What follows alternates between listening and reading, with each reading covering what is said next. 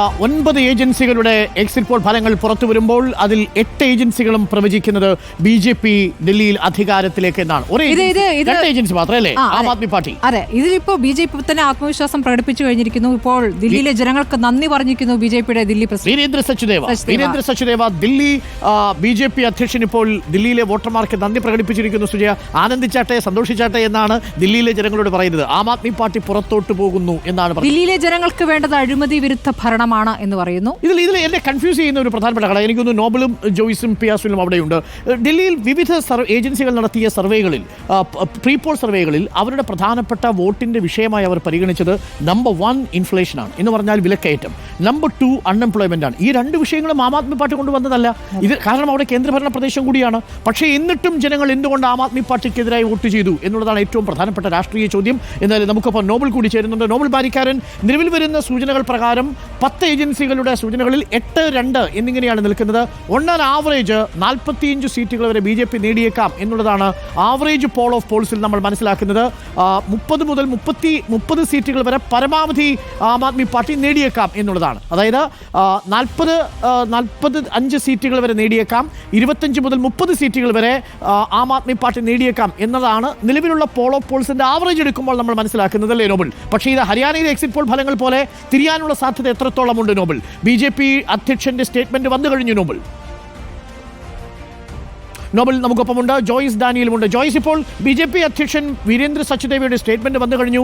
Aam Aadmi party ദില്ലിയിൽ നിന്ന് പുറത്തു പോകുന്നു. ദില്ലിയിലെ വോട്ടർമാർക്ക് നന്ദി പ്രകടിപ്പിച്ചിരിക്കുകയാണ്. അതേസമയം അരവിന്ദ് കെജ്രിവാളും അതീഷിയും തെരഞ്ഞെടുപ്പിന്റെ ക്രമക്കേടുകളെ കുറിച്ച് പറയുന്നു. ആം ആദ്മി പാർട്ടിയുടെ ആത്മവിശ്വാസ കുറവും BJP സംസ്ഥാന അധ്യക്ഷന്റെ ആത്മവിശ്വാസ കൂടുതലും സൂചിപ്പിക്കുന്നത് എക്സിറ്റ് പോൾ ഫലങ്ങൾ എക്സാക്ട് പോൾ ആകുമെന്ന് തന്നെയല്ലേ നോബൽ?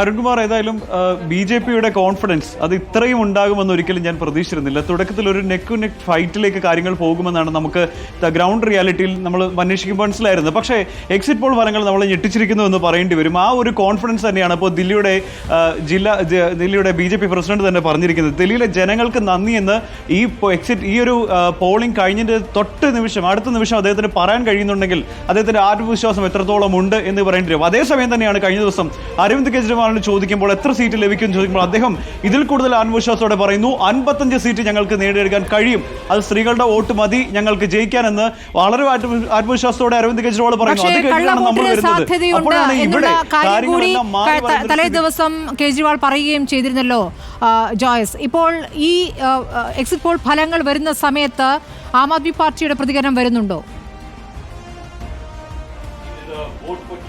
ഇല്ല, നിലവിൽ അവരാരും പ്രതികരിക്കാൻ തയ്യാറാകുന്നില്ല എന്ന പ്രധാനപ്പെട്ട ഒരു കാര്യമുണ്ട്. മാത്രമല്ല എക്സിറ്റ് പോൾ ഫലങ്ങളെ പറ്റിയിട്ട് കോൺഗ്രസിന്റെ ആരും ഇന്ന് ചാനൽ ചർച്ചകളും സംസാരിക്കാൻ വരില്ല എന്ന് നേരത്തെ അറിയിച്ചിട്ടുണ്ടായിരുന്നു. ഏതായാലും BJPയുടെ പ്രതികരണം മാത്രമാണ് വരുന്നത്. BJP ക്യാമ്പിൽ വലിയ ആത്മവിശ്വാസം, പ്രത്യേകിച്ചും എക്സിറ്റ് പോൾ ഫലങ്ങൾ വന്നതോടുകൂടി അവർ വിജയം 100% ഉറപ്പിച്ചിരിക്കുന്നു എന്ന് കരുതേണ്ടി വരും. അതുതന്നെയാണ് BJPയുടെ പ്രസിഡന്റായിരിക്കുന്ന വീരേന്ദ്ര സച്ദേവ് തന്നെ പറഞ്ഞിരിക്കുന്നത്. ദില്ലിയിലെ ജനങ്ങൾക്ക് നന്ദി, ദില്ലിയിലെ ജനങ്ങൾക്ക് ഇപ്പോഴേ നന്ദി പറയുന്നു. കാരണം അരവിന്ദ് കെജ്രിവാൾ സർക്കാർ പുറത്തേക്ക് പോവുകയാണ്, ഇവിടെ വരാൻ പോകുന്നത് BJP സർക്കാരാണ്. കൃത്യമായ BJPയുടെ തന്ത്രങ്ങൾ തന്നെയാണെന്നാണ് ഞാൻ വിലയിരുത്തുന്നത്.